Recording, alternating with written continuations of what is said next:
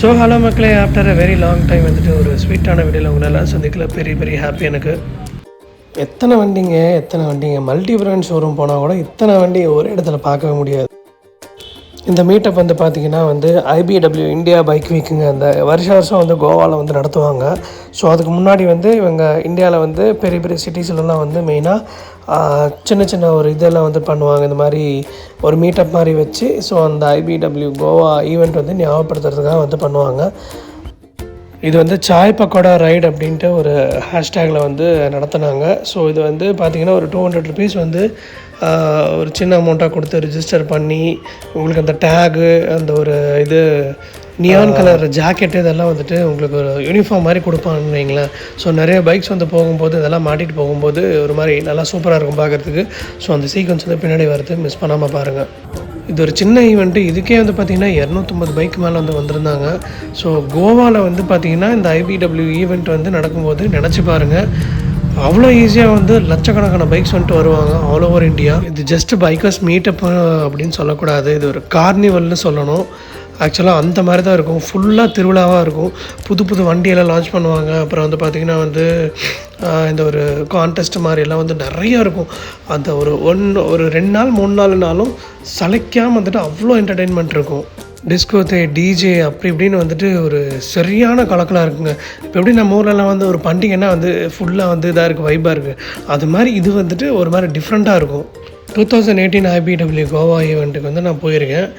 நீங்கள் வந்து ஒரு டைம் போயிட்டு வந்தீங்கனாலே அதை வந்து அட்லீஸ்ட் ஒரு 4-5 வருஷத்துக்கு வர மறக்க மாட்டீங்க.